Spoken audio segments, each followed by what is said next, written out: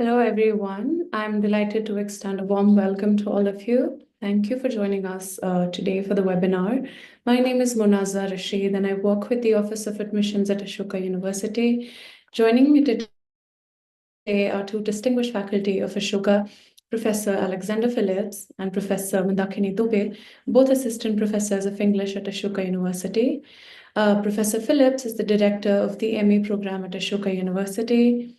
He holds a PhD in German Studies from Cornell University. He also earned his master's in German Studies from Cornell University and bachelor's in Comparative Literature and German Studies from the University of California in Irvine.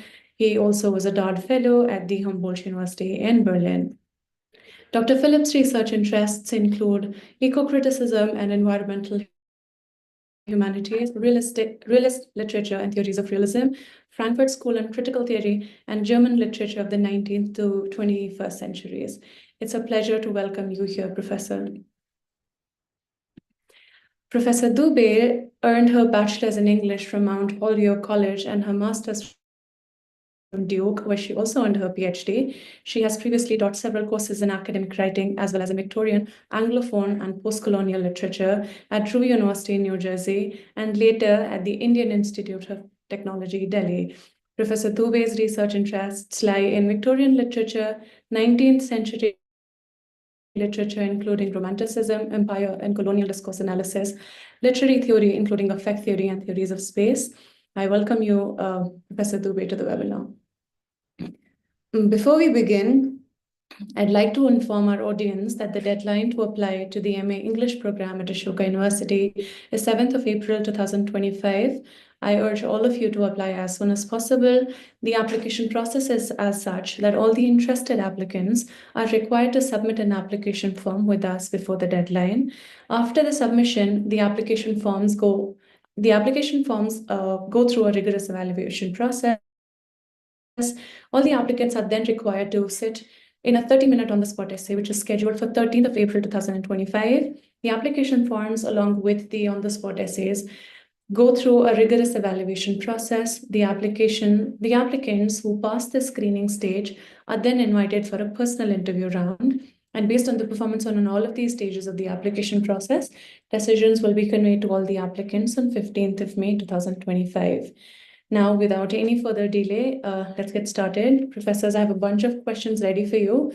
My first question to both of you would be, could you please talk about your research interests? Also, some projects that you're currently working on. Are there any students assisting you in your research projects? Do you want to go? Okay, should I go ahead? Okay. Hello and welcome to everyone. And thank you, Munaza, for your question. As I think your generous introduction suggested, my interests lie in 19th century British literature, but basically around, the broad field of Orientalism. It's quite interdisciplinary. My first book, which is forthcoming from Cambridge University Press later this year, is called Esoteric Orientalism, and it's about sort of the interplay between occultism and Orientalist scholarship in the 19th century. And, I have other various sort of projects that are ongoing. I think you asked whether students are assisting me. I do have sort of students assisting me in this research. They, at the moment, are people who've been undergraduate students and are currently working as what we call teaching fellows. I think I'm, of course, open to working with all kinds of students, including master's students. Professor Alex, your take. Thank you. So my background is actually in 19th century German literature, but I teach more global literatures at Ashoka. My research interest specializes in, as you heard, eco-criticism and environmental humanities. So my book, which will be out in just a few weeks, is called Ecology and German Realism. And it looks at representations of environmental degradation in 19th century German literature and connects that back to discourses on realist representation as such. So, for instance, pollution obviously is ugly and it smells bad, and that raises all kinds of aesthetic problems that get thought about in the literary text of the time.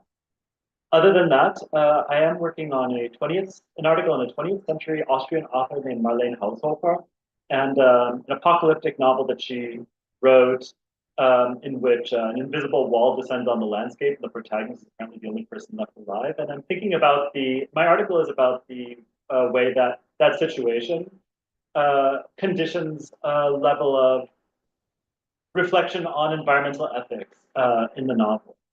I also am I'm thinking about a new book on atmosphere and atmospheric aesthetics in the context of climate fiction, which I look at not just as something from the late 20th and 21st century, but going back at least as far as the advent of the fossil fuel economy in the 19th. So I start with Romanticism.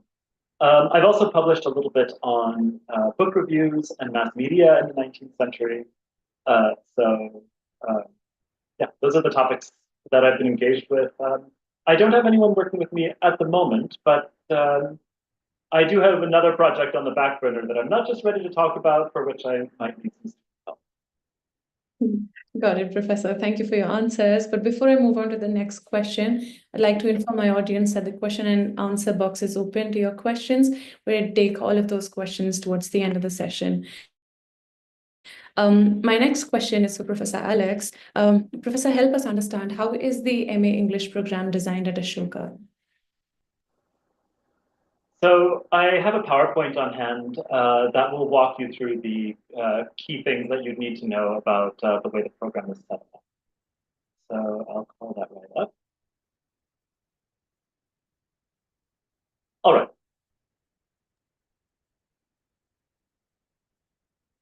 So in terms of basics, the program runs for 2 years, and you would need to complete 48 credits.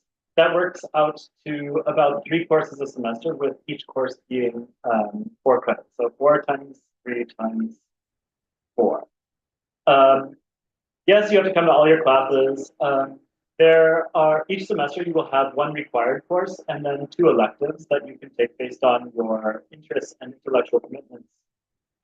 The master's ultimately leads up to a capstone thesis project where you will have the opportunity to develop a research project through close collaboration with a faculty advisor.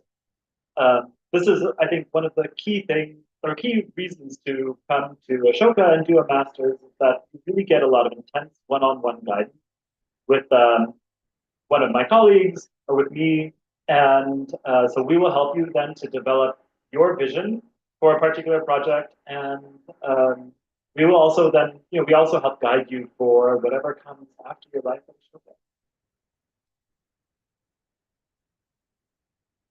Ashoka. Yeah. So regarding the required courses, as I said, it's 2 years, 2 semesters each. So the first year you would take, the required course would be the seminar on literary theory, and literary theory is basically, we're talking about the corpus of texts that scholars often refer to as a way to help them account for literature and problems in culture more broadly. So it's an introductory course that will help to equip you with arguments and vocabulary that you can develop and use in your own writing. The following semester, and then on top of that, then you can take 2 elective courses of your choice. The required course in the spring semester is a writing and research methodology course. So this is a graduate level writing course. I should say that the training in writing that you get is definitely one of the strengths of our program. To speak for myself, I'm actually a little bit jealous because my own graduate program did not give me this kind of writing support. So you will come out of the program a much sharper writer. And I can say that I've seen leaps and bounds in the quality of the writing from our graduate students over the 2 years that they've been. And then on top of that, again, 2 electives. And then the following year, the required course is the pro seminar. That is the course that I am teaching, and one of my colleagues teaches another section.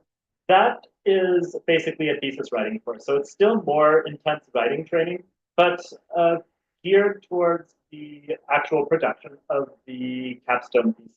So you'll get a lot of guidance. I mean, you'll get a lot of writing guidance, but you'll also have a structured framework in which you can successfully complete this longer-term research project. One thing that Ashoka offers is a set of concentrations. So what this means is that if you are interested in a particular topic, then you can take two courses, two of your electives can be dedicated to that topic, and then you write your thesis on something related to that topic, and you will get a note on your degree that states that you specialized in that topic. So this might be something to consider if you are considering going into maybe a job or pursuing further academic study, where it might actually be helpful to you to be able to say that you have this core of knowledge in a particular subfield. The concentrations that we offer are listed here. So South Asian literature is one, if you're particularly interested in the literature of Indian, Pakistan, Sri Lanka, Bangladesh, Nepal. Global and Indian Shakespeares. By global Shakespeares, we do think about the way that Shakespeare has been adapted and repurposed and reimagined in both in and outside the Anglophone sphere. Gender and sexuality studies is a possibility. Modern literature and culture, global medieval studies, and we also have a concentration in creative writing. We do have a very robust creative writing program, and so if anyone here is interested in pursuing that topic, there are people connected to our program who will help you out. I should say that regarding the thesis, you do have a tremendous amount of freedom in terms of what the thesis is. Some students will pursue kind of a bread and butter piece of literary criticism, such as you might see in any published academic journal. Others do tend to do things that are more non-traditional. So some students have done critical translations. Some students have written original poetry to go with their literary analysis. Some have done illustrations. Basically, if someone in the department is willing to support your particular vision of what the thesis is, then you will be able to do it as part of your degree.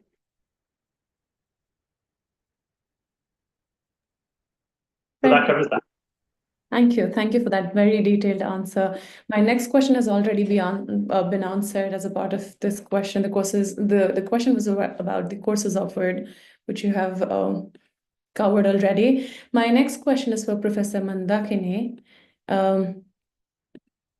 Professor, what advantages does Ashoka offer with respect to the curriculum in pedagogy in comparison to other MA English programs in other universities?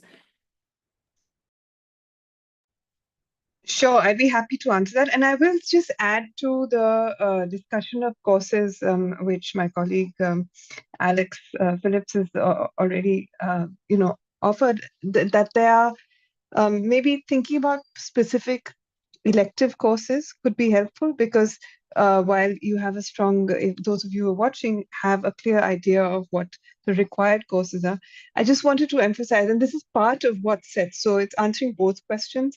This is part of what sets Ashoka apart from, other Indian master's programs. I think it's that our department has very specific affinities for and strengths in work that is sort of transcultural, transdisciplinary, transhistorical. And just to give you examples, and I'll stick to the trans theme, for instance, one of our colleagues, Madhuri Menon, last semester taught a course called Transnational Transgender, which looked at ways of considering gender from places, from literary texts and cultural texts from places like Iran, Taiwan, India, of course, along with sort of queer theory. We've had courses that think about Muhammad Iqbal in conjunction with Friedrich Nietzsche. We have, one of our colleagues, Abir Bazaz, teaches a course called Acts of Faith, which looks at European fiction by, Mikhail Bulgakov or I think, Dostoevsky, alongside theory from, people like Heidegger and Derrida, filmed by Wim Wenders or, Abbas Kiarostami. And also we have electives that are more specifically and traditionally literary. For instance, I taught a course called Victorian Matters, which looked at a lot of 19th century fiction alongside, some scientific archival environmental writings as well from the 19th century. I think one of my colleagues, Aparna Chaudhary, is teaching Poetry and Power this semester, which is a discussion of it gets into close reading of poems, but always thinking about a larger political point. Professor Jonathan Gill Harris is teaching a course called Apparitions of Macbeth and so on. That goes along with the global Shakespeare's concentration that Professor Phillips just described. So there's a kind of a rich array of possibilities from which students can choose. I think that itself is something that sets our MA program apart from others that are comparable in India. But there, and some of them actually Professor Phillips has already responded to. For instance, we have a very strong, structured way of offering support to students on their writing and sort of building their capacity for academic writing. We also have, again, a very structured way of orienting students to doing original research and producing original research in ways that are not necessarily only, strictly academic, but could be a little bit more innovative if that's what students are interested in. But I will finally say that there's just a general, maybe more amorphous question of ethos.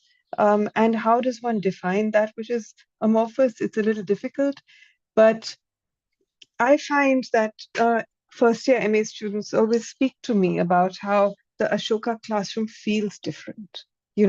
There's so much more dialogue that's expected. They are being forced to think on their feet, ask questions, participate. It's not just that you sit there and you take notes while a sage on the stage is holding forth and lecturing you. It's much more dynamic.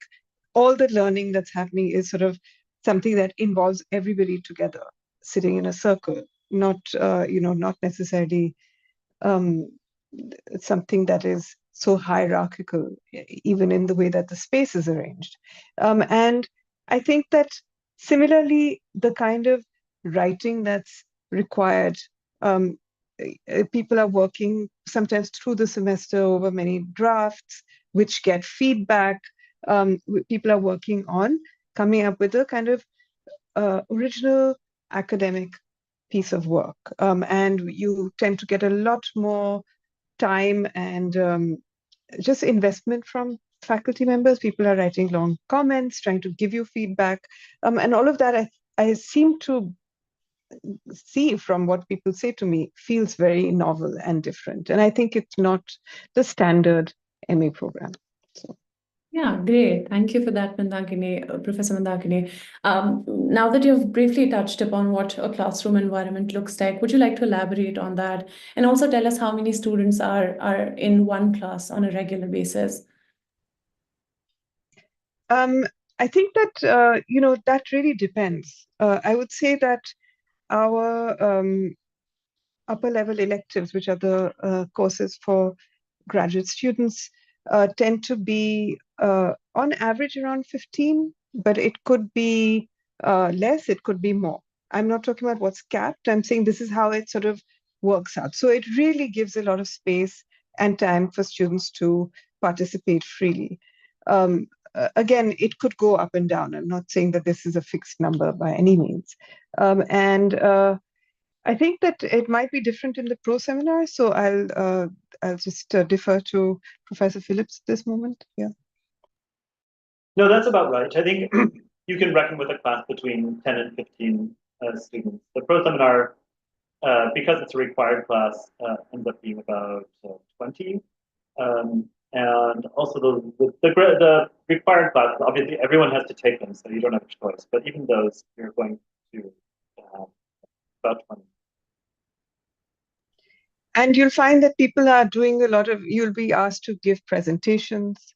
These are not presentations where you just look up background facts and sort of regurgitate them. These are presentations where you're supposed to be doing, again, you're thinking on your feet, you're analyzing in real time, you're coming up with arguments. And all of this is sometimes outside the comfort zone for those of us who've spent any time in the Indian education system. But it can be very exciting. Thank you. How does Ashoka provide support to its MA English students as a part of the orientation process? So we do get someone who recently finished the program themselves to be a point of contact and to help facilitate an esprit de corps amongst the incoming cohort.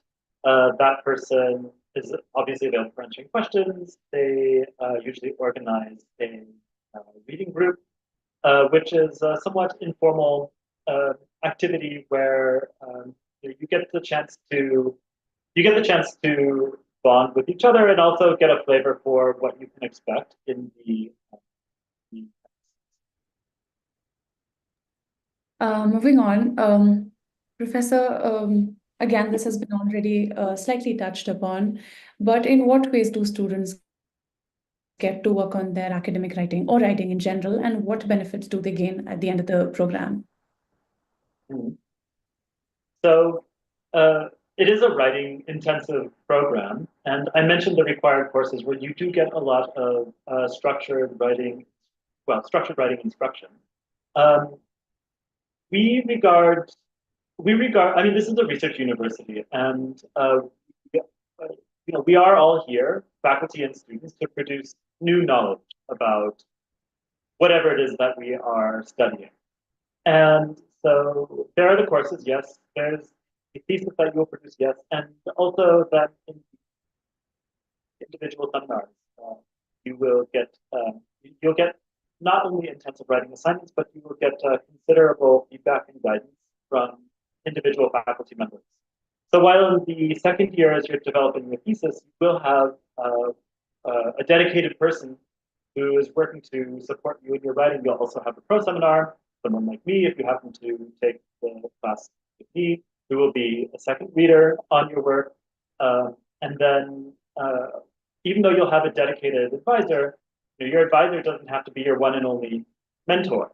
I routinely work with students outside of the context of the pro seminar who are thinking about some aspect of their argumentation that might fall under my wheelhouse, and maybe I can give them some guidance or some advice.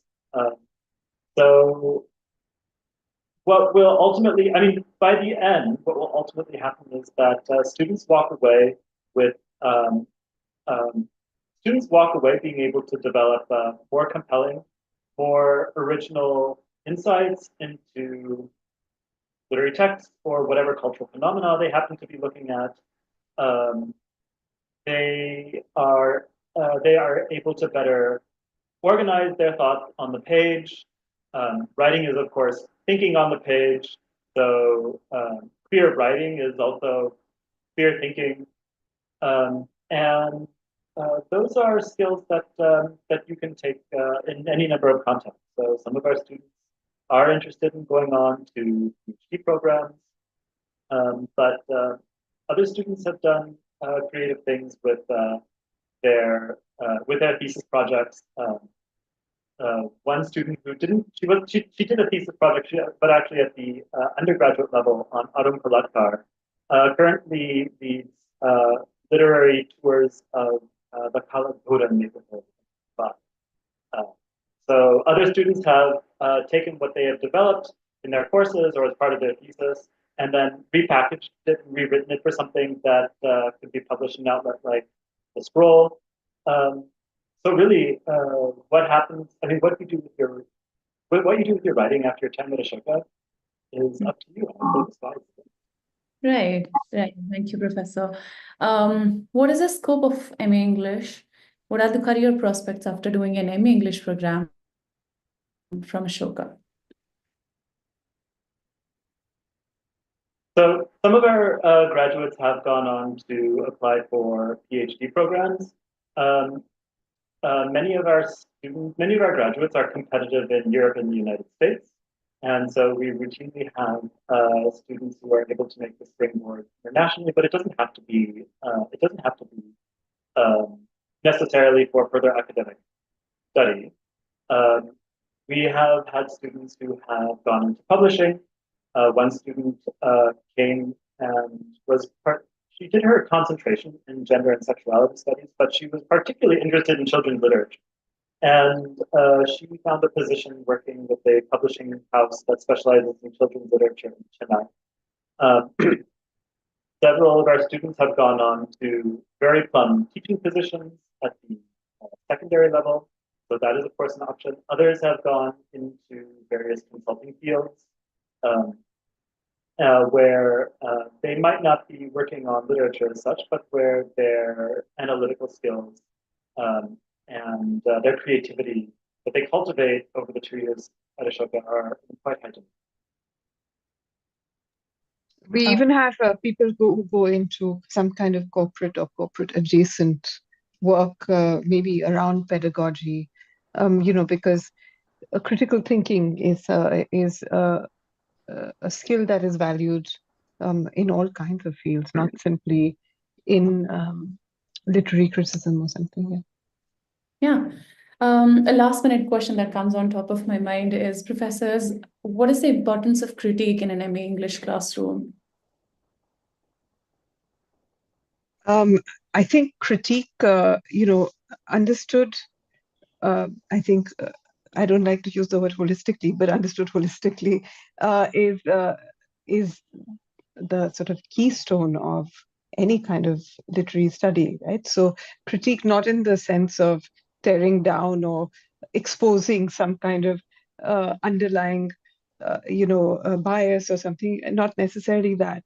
Critique can be, it has all kinds of modes. You could say that a rich and thoughtful paraphrase is a form of critique, or you could say that, uh, any kind of using a literary text to connect back to questions that may trouble you or concern you in society and politics.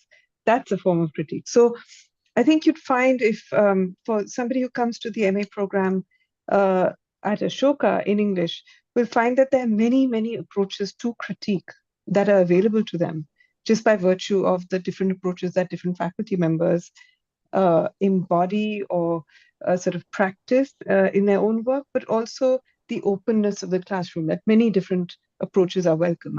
In my classroom, I'm very happy to hear a kind of critique which may be very different from what I practice, So I think that kind of inclusive and sort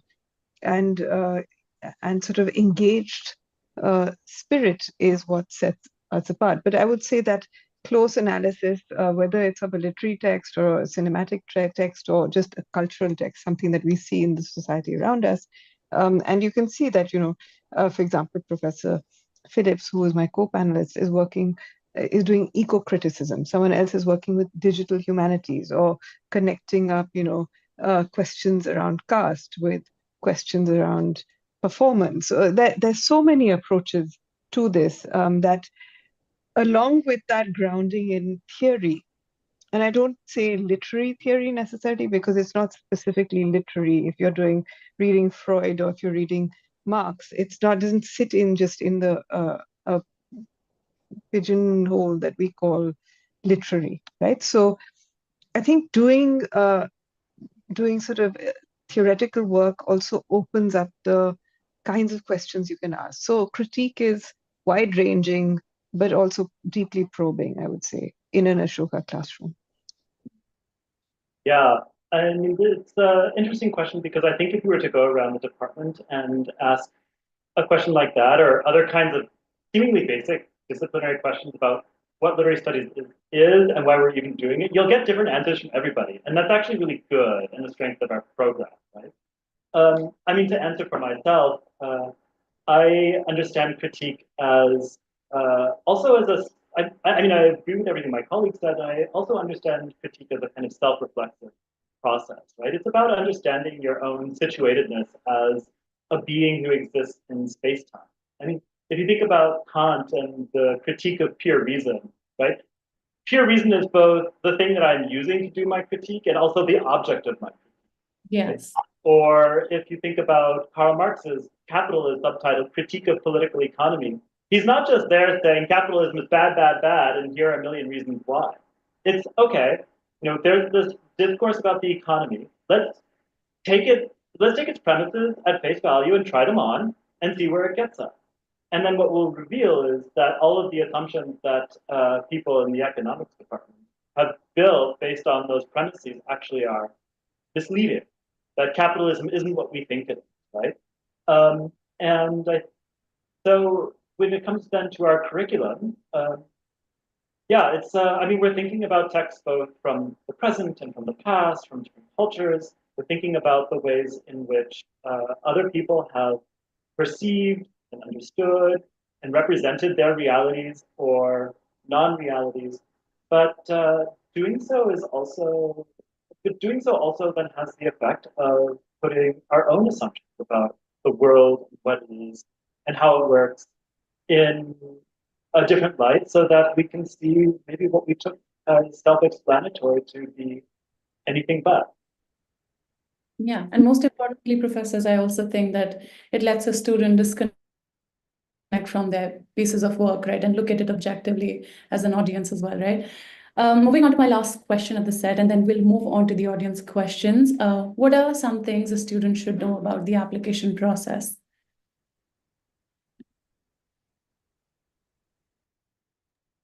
I think we've gone over some of them, perhaps. And in fact, you all know that the applications are now open. We have, there'll be different components to this. There'll be a sort of written component. And for that, I think we would urge everyone, we really want to hear from you. We don't want to hear what AI has to say. We trust in, this is not something where you're going to be scrutinized for writing that perfect answer. We just want to see evidence of who you are, what makes you tick, what are your intellectual interests, and that is not something that AI can answer. So that's one thing I would say. And we also have a kind of interview process. I'm going to turn over to Professor Phillips, who can maybe talk about the kinds of, there might be worries or concerns that students have. It's not that, for instance, you're not going to be asked gotcha questions in an interview. You're not going to be asked to produce, paragraphs that you've gotten from the work of Jacques Derrida or Charles Dickens or something like that. We're going to be asked, if anything, broad conceptual questions, questions that give you an opportunity to show your thinking, share who you are, share your interests. Alex, please add to that. Yes, I do want to underscore the point about not using so-called artificial intelligence, which is a total misnomer because it's neither artificial nor intelligent. This has obviously been a topic in discourse in general, and we have seen it recently that some students are falling back on programs like ChatGPT to write the applications. I mean, to be quite frank, if you need ChatGPT to write 4 sentences about a book that you like, then I wouldn't recommend graduate study in literature. That having been said, I mean, the other problem with artificial intelligence is that it doesn't think. It's a prediction machine, and we do want to see you think in one way or another. And again, that doesn't mean that you have to spit out any kind of content or show that you've read this or that. Rather, we're going to be looking for how you think about, how you think about literature, how you think about the discipline of English. Sometimes we ask questions that we might ask you about, what is literature? Why should an English department exist? Why should an English department exist in India? And my answer to that question might not be Dr. Dubé's answer to that question. It might not be your answer to that question. But we're not so much interested in a particular answer that might align with whatever anyone in the department thinks. Rather, we are more interested in the ideas and the process behind it. So when we read the applications, yes, we do look for your motivation. We do look at your grades, not so much because we're doing some kind of numbers game, but we do want to make sure that you have that you have proven that you can be successful at the graduate level. Obviously, it would not be ethical for us to bring someone on board who is for whom this might not be the right choice. We are going, and yes, we are going to look for someone who we are going to look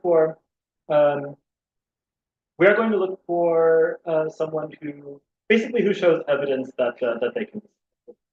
Now, once you are admitted, then you belong in the program. If we vetted you and we gave you the green light, then you're in the right place.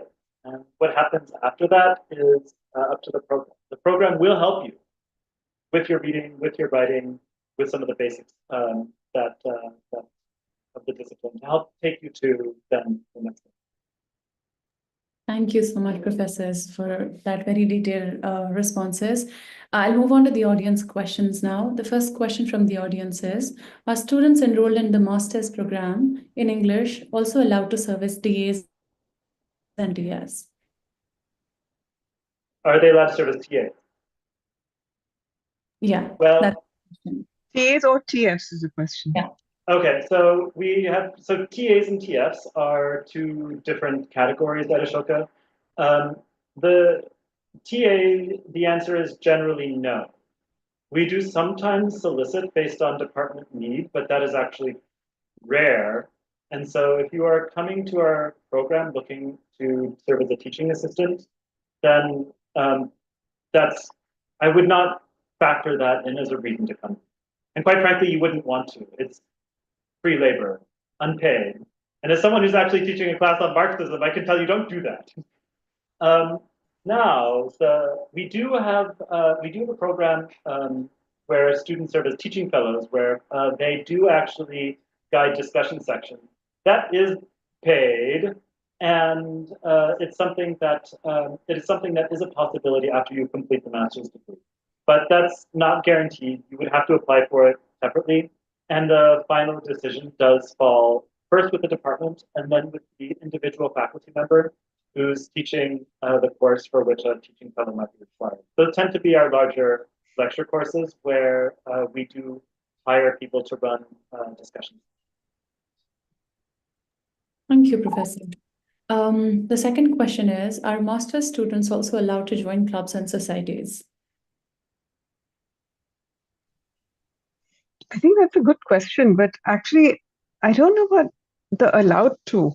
That's the bit that I think this comes under. I'm not sure if Dr. Phillips knows, but I don't know the answer to that question because I'm not sure. I think that that certainly master students can take what are called co-curriculars at Ashoka. They can follow interest in performing arts or something of that sort. But I don't quite know how the societies and clubs work. Alex, do you? I don't know the answer to that question either. I mean, we certainly don't forbid it. And if you want to go and join the baking club, then as far as I'm concerned, you can knock yourself out. But I don't know if master's students have done that, but maybe they have. So I don't think they have. I don't think they've done that. But there is a kind of, you'll see that there's a kind of interchange that can happen. For instance, I can think of a PhD student who has written a play and co-directed it, which was with undergrad. So I think that those things are possible. I just don't know of master's students who have done it. And I don't know about formally signing up for a club or society. I think that we can look it up if required and get back to you. Thank you. An audience member says, I'm an engineering graduate with no background in English literature. However, I'm an avid reader and I aim to work on my own writing skills in order to be a published author one day. Is the English program at Ashoka welcoming to non-English background students as well? If yes, how can I prepare myself to compete against peers with better language understanding, sitting in the same entrance or admission test? The answer to that question is yes, and you wouldn't be the first. So that is a well-trodden path. And one of the reasons to pursue a master's in Ashoka may be because you're looking to change directions in your educational trajectory. As far as preparing yourself, it's not a competition. Again, you're not going to be evaluated so much on you're not going to be evaluated so much on whether you have read a certain corpus of literature, and the program is designed to help you to take your writing to the next level. So yes, as an engineer, you would be absolutely welcome. And the program is equipped to cater to the needs of students who are coming from other disciplines. I'll just add to that I think that the question mentioned that this student loves reading, and I think that the fact of an interest should be clear to us. Like we should know why somebody is making this shift. So that's certainly something we would be trying to gauge in an interview or something. Yeah. Professors, the next question is also on the same lines. I have a BSc degree, but I'm planning to shift towards literature for my master's. I do have around 1 year of work experience in writing and editing. I have co-authored 4 books and published a solo book too. What else, according to you, would help me make my portfolio stronger to help me through this transition and help secure a place at Ashoka?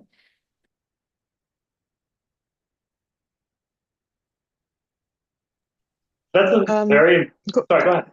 I was going to say that's a very okay. That's a very impressive background, and we have had students who have published and have strong writing portfolios coming into the program. I don't think that there's any particular thing that one could do. Right? It's not like, look, when we do the admissions, we're not ticking boxes. We're trying to get a holistic sense of the applicant and what they bring to the table, to their commitment to literary studies, their motivation for pursuing a master's. It's not like someone has written, let's say, a chapbook of poetry and they get 5 points. Yeah, I think I was going to say something similar. That's really impressive, first of all. Amazing. But also, there must be people who are listening to this who have not published 4 books or who haven't, and that's also fine. We're not it's not a requirement. It's not like the more books you have, the more likely you are to get in. It's really a combination of the kinds of things that Dr. Phillips just mentioned. It's also not a competition. Thank you, professors, again. Another question is, what if a student is not able to think of a topic that they want to write their thesis on by the 3rd semester? What can be done in that situation?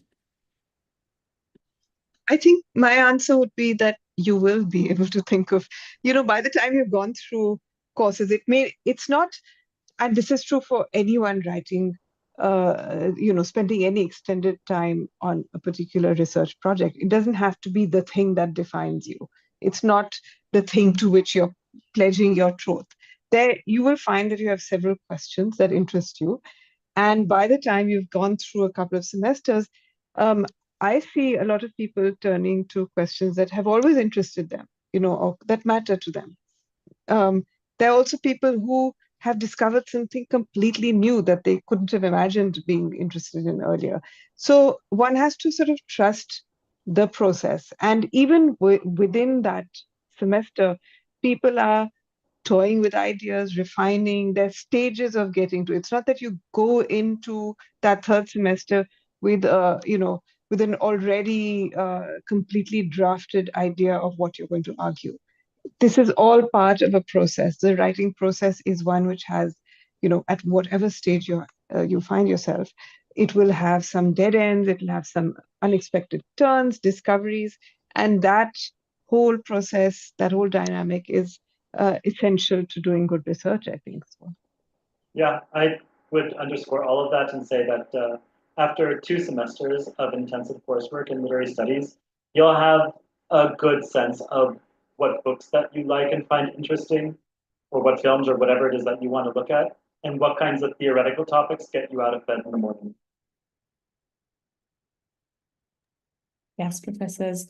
Another question says, will the classes be online or offline or both? Offline, they in person. Of course, there might be the one class where the person is sick, or the professor is sick, or there's a pollution holiday or something like that. Unfortunately, we live in those times. But no, it's entirely Ashoka University is in person. There is no online degree or anything. Next question. Could I actually add something that's tangentially related? They are in person, and they do happen at all times during the day. Some of our classes do meet in the evenings around 6 or 7 o'clock, and this is important. This is an important thing to consider because that does mean that students who have care responsibilities might need to factor that in their curriculum. Thank you, professors. Another question is, could you please talk about the fee structure and scholarship opportunities for the program and how it differs from other central universities in India? The link to the fee structure is in the chat box. You can all click on the link and see the fee structure in a larger detail. I would share a few lines about the scholarship program. The scholarship program at Ashoka is entirely need-based, and it doesn't take into account the merit of the student. It only takes into account the financial standing of the earning members of your family. Every student who gets an offer of admission is eligible to apply for the need-based financial aid. After you're offered a place in MA English program, your financial aid portal will remain active for 5 days. The Office of Financial Aid will get in touch with you. They will request certain documents from you. And after these documents are evaluated, certain amount of, if you're eligible for aid, certain amount of waiver will be granted to you based on your income again. The link again to the need-based financial aid is in the chat box. You can click on the link and read about it in a thorough detail. That brings us closer to the end. We just have 1 or 2 quick ending questions. Can a student enroll in 1 mandatory course and 3 electives in 1 semester? Don't, is the short answer to that question. All right, that's a very straightforward answer. We don't have any more questions, professors. I just want to say one thing, which is that I don't know, actually, I may have missed it if this was covered in the presentation earlier during the webinar, but that even within the electives, you do have, for instance, the requirement that you do 1 course which covers a pre-1800 period. So that's not to say that this is a particular required course, but you have to keep those kinds of requirements in mind. Okay. If I can actually elaborate on why don't take more than that, is that for one thing, I mean, the classes meet twice a week, and you can, it depends, but you can plan on a pretty hefty reading schedule. I'd say that literature-based course, probably about 150 to 200 pages of literary text a week, and there are only so many hours in the week. So again, don't overload on classes. Professors, there's 1 more question that we have just received. An applicant is asking, is there a minimum requirement of your percentage in bachelor's in the undergraduate degree programs to be eligible to apply for MA English program?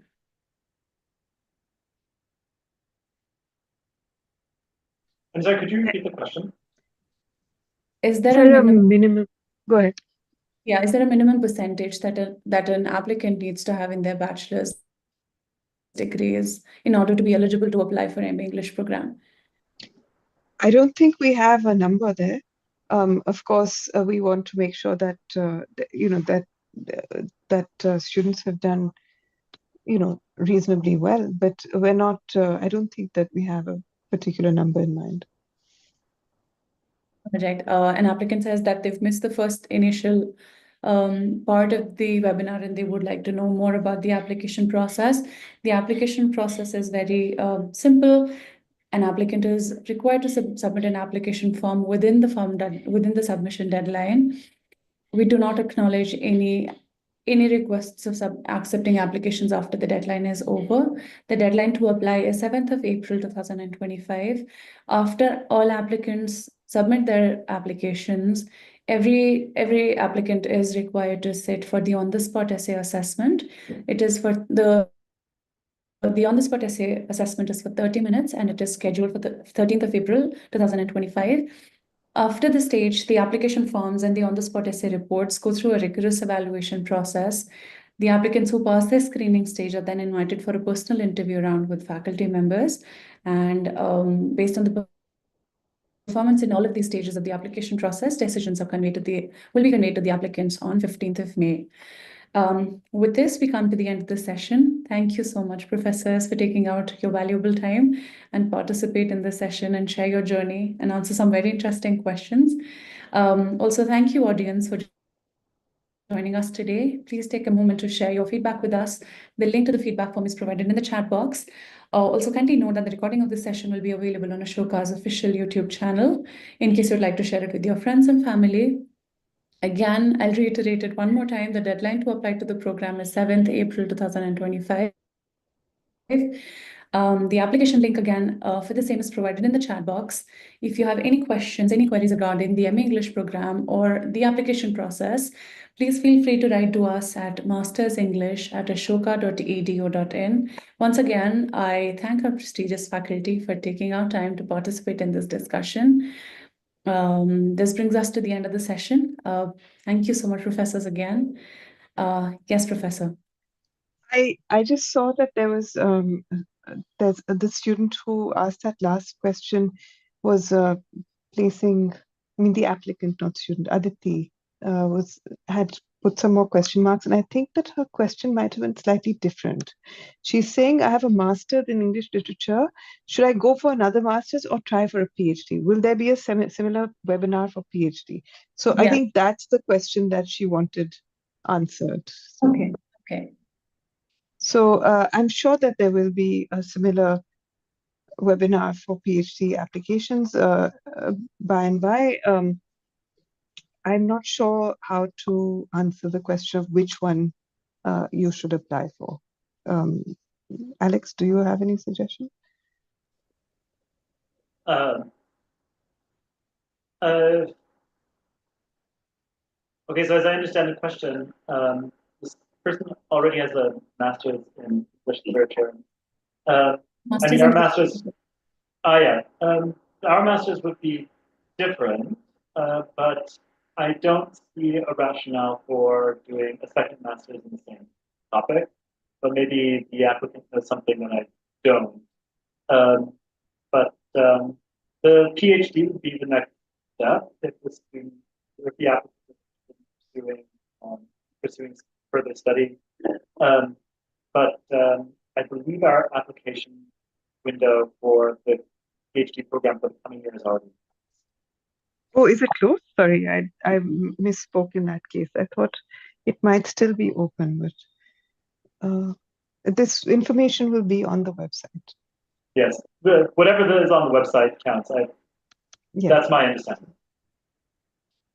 Thank you, professors, again. This brings us to the end of the session. Goodbye and all the best to the audience for your application. Again, I thank you, professors, for your valuable time, valuable insights. Have a good rest of the evening. Bye-bye. Bye. Thank you. Good luck to everyone.